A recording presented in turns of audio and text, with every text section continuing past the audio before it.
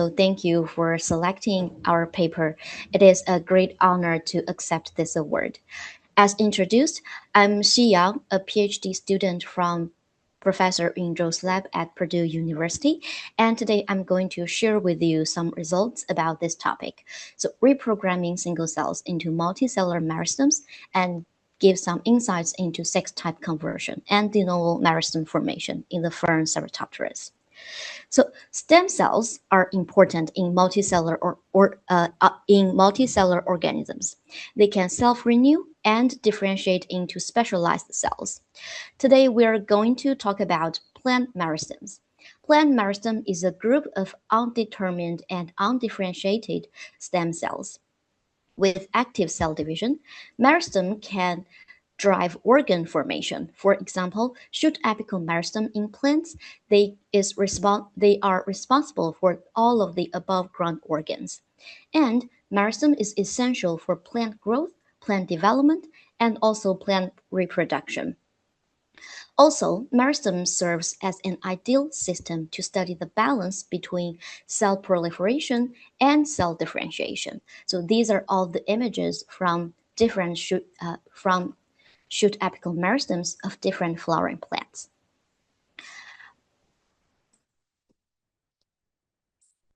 Our lab uses model species to study meristem dynamics, and one of the species we use is called Ceratopteris ricardi as an ideal fern model to study the meristem dynamics.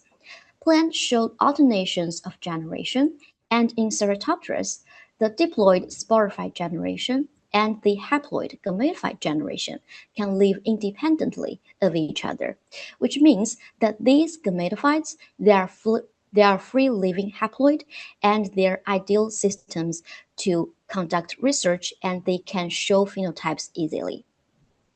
And interestingly, in Ceratopteris, the gametophyte generation can generate two sex types. One is the hermaphrodites. The morphology looks like this. The hermaphrodite generates marginal multicellular meristem structure here and also egg-bearing archegonia structure here. And also hermaphrodite generates sperm-producing antheridium right here. And hermaphrodite can secrete a plant hormone we called antheridiogen, and this hormone can be secreted in the environment, and this hormone induces the sex undetermined young gametophytes around this hermaphrodite developed into male gametophytes. Importantly, the development of the male gametophytes is reversible. So this male, it needs to sense antheridiogen in the environment continuously, which means in population in nature, once these male gametophytes cannot sense no antheridiogen in the environment, these male gametophytes will naturally and gradually convert itself to a new hermaphrodite. Looks like this. So it contains the original male part at the bottom right here, and it also shows the meristem structure and also the egg-bearing archegonia right here. And this is what we called male to hermaphrodite conversion. So let's look at the process in details.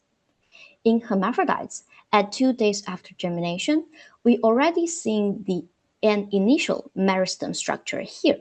And then a few days later, this part kept growing and expanding. And finally, it completed a meristem notch right here and multiple egg-bearing archegonia and with an elegant butterfly-shaped morphology as a hermaphrodite.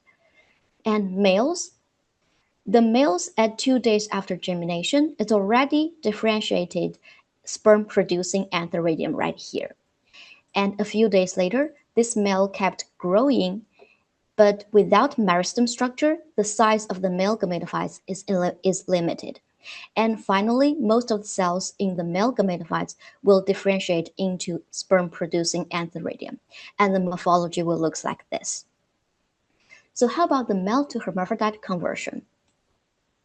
We translocate this male gametophyte to a non-antheridiogen environment, and then a few days later, it remains as male development, looking like this. However, then we found an active proliferation site here, like this. And then a few days later, this active proliferation site gradually becomes a new hermaphrodite with a meristem notch here and egg-bearing archegonia here. So this conversion hermaphrodite morphology looks quite similar to the normal hermaphrodite morphology. And this process is what we call the male to hermaphrodite conversion. And we can see from our images is that this conversion includes a de novo meristem formation.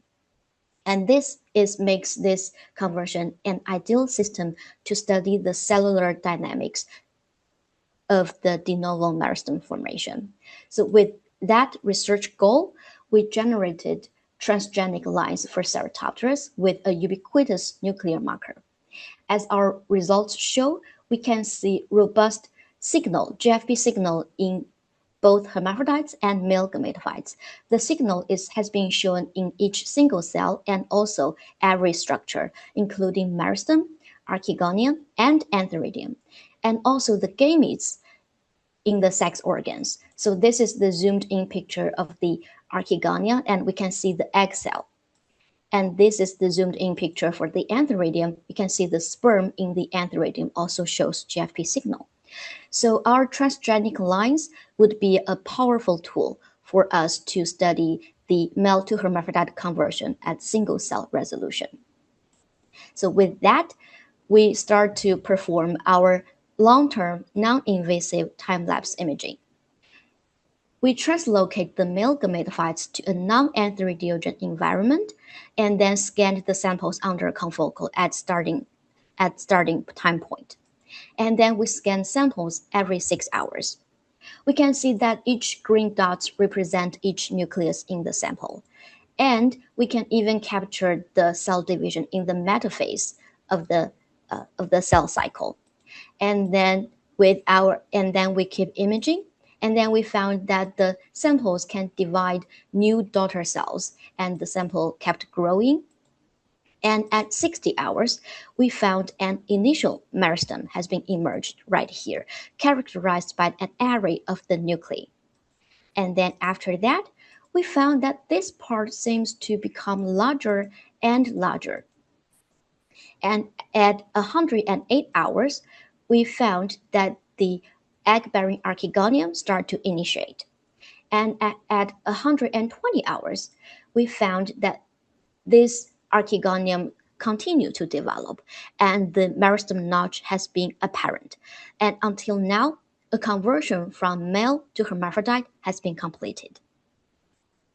And based on our time-lapse confocal imaging, we did a computational analysis. The first thing we did is called nucleus segmentation. We represented each nucleus with our color-coded dot in the same position. So, for example, this nucleus will divide it into 2 daughter nuclei after 6 hours. So after our nucleus segmentation, the images will look like this. This magenta dot in the same position will become 2 magenta dots in the same position after 6 hours. So with that, we generate the cell lineage maps during the male to hermaphrodite conversion. We can see that at starting point, there are so many colors. So I recommend you to pay attention to this yellow one at the starting point. And then we can see that the sample kept growing, and then there are more and more daughter cells has been divided into the sample. And then at 60 hours, an initial meristem right here has been emerged. And we can see that this initial meristem seems to overlap with this yellow lineage. And then after that, we found that this yellow lineage continues to grow larger and larger. And at 120 hours, this is the meristem notch area. And this area completely being overlapped with this yellow lineage. And with our cell lineage maps, we found that this whole meristem region as this yellow lineage can be traced back to a single non-antheridium cell at the beginning. And this cell, we called it the meristem progenitor cell as MPC.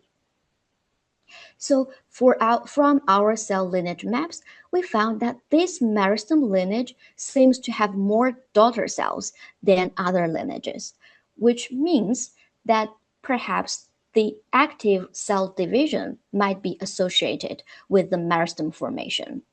So based on this, we continued to generate a two-color cell division maps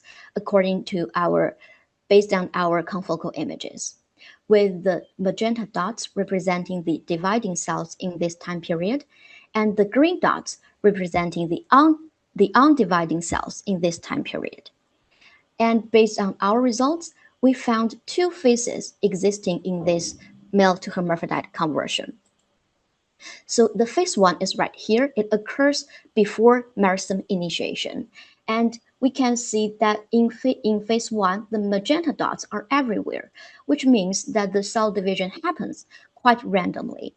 However, in phase two, we found a clear cell division pattern, which is that the magenta dots seems to concentrate in the meristem region, with this yellow dashed region indicated the meristem region. So the magenta dot seems to concentrate and restricted to this meristem region. And this result shows that the active cell division is associated with the meristem lineage. And then, based on our cell lineage maps, we identified 5 independent cell lineages in the end, that these 5 independent cell lineages contributing to the cell proliferation of the newly formed hermaphrodite. And then the largest portion of these 5 lineages is the meristem lineage as the yellow lineage. And then we quantified the total number of cells of these 5 lineages. We found that in phase 1, these 5 lineages showed comparable daughter cells. However, in phase 2, only the meristem lineage, this yellow one, goes straight up, means that only the meristem lineage shows active cell division in phase 2, and only this lineage contributes to the whole meristem formation in the later stage. Since this lineage is so important, we continue to focus on this lineage. We found that the initial division orientation seems to happen randomly for this lineage. And then we quantified the cell division events from this initial cell division orientation. And we found that sample 1 and sample 2, they showed anticlinal division orientation, produces 2 daughter cells located in the same cell, in the same outer layer, cell outer layer. And these 2 daughter cells, they showed comparable cell division activity in the later development process. However, sample 3 showed periclinal division orientation, produces 2 daughter cells, one in the outer layer and the other in the inner layer.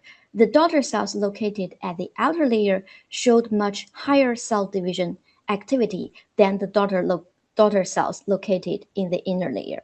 And this means the initial division orientation decides the position of the daughter cells, in turn influences the cell division activity of the daughter cells. And from this, we propose our hypothesis. So perhaps in later stage, the marginal cell layer will play an essential role in the meristem formation. To test our hypothesis, we quantified the cell division events and generate the cell division events maps for the meristem from initiation to establishment. And we can look at our 3 replicates. We found that in our cell division maps, with the red dots indicating the highest cell division activity and the blue dots indicate the lowest cell division activity, we found that the cell located at the outer layer showed more red dots, and the cell located at the inner layer showed more blue dots. And based on our quantitative data, we found that the average cell division events has been doubled in the outer layer compared with the inner layer. So these results showed that the marginal cell layer is the main driving force during the de novo meristem formation. And based on our experimental data and known principles, we generate a mathematical model to quantitatively understand this process and also try to recreate this process with our model. So we can see that we identified 5 independent lineages, and the cell division activity will be different from the cell located at the outer layer and the cell located at the inner layer. So once one lineage has been dominant, or reached its threshold, this lineage will release some inhibitory signal to repress the cell proliferation of the other lineages. And then we used our mathematical model to do 1,000 times of simulation. And this is our results. We can see that this yellow threshold represents as the meristem lineage, and this gray threshold represents non-meristem lineages. And these dots is our actual experimental data. And we found that our model can reproduce the cell numbers and the cellular behavior in this process, which is quite similar compared with our actual experimental data. So our data suggests that meristem formation is closely associated with active cell division. With our model, we found that inhibition of the cell cycle progression will show impact on this process. To assess this influence, we used an inhibitory drug called afadicline, which can block DNA polymerase and inhibit the S phase of the cell cycle. So we treated the male gametophytes with afadicline, and in the results, we found that males on antheridiol-free environment with mock group, it can convert to hermaphrodite quickly. And then after six days after treatment, the newly formed hermaphrodite can develop normally, looking like this. However, after being treated with afadicline drug, the conversion process has been disrupted. So half of the male gametophytes, it can still convert to hermaphrodite, but the process has been delayed. And we can see that the emerged meristem is quite abnormal compared to the mock group. It's very small and with abnormal cellular behavior. And another half of the male gametophytes, it remained as male gametophytes, so it does not show any conversion to hermaphrodites during our observation time period. And next, we performed the time-lapse imaging for the samples treated with afadicline to help us identify the cell lineage and to quantitatively analyze and assess the influence of the afadicline drug. So we can see that in the end, we still can quantify the multiple independent cell lineages, but the cell numbers seems to quite small compared to the normal conversion. And then we quantified the number of cells of each independent lineages, and we found that there seems to be no distinguishable meristem lineage after treated with afadicline drug. Also, we simulated this drug influence with our mathematical model by reducing the cell division rate. And our model also showed the similar results with our experimental data.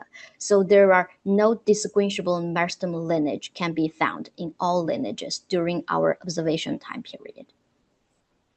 So therefore, we present a single cell derived meristem model in Ceratopteris.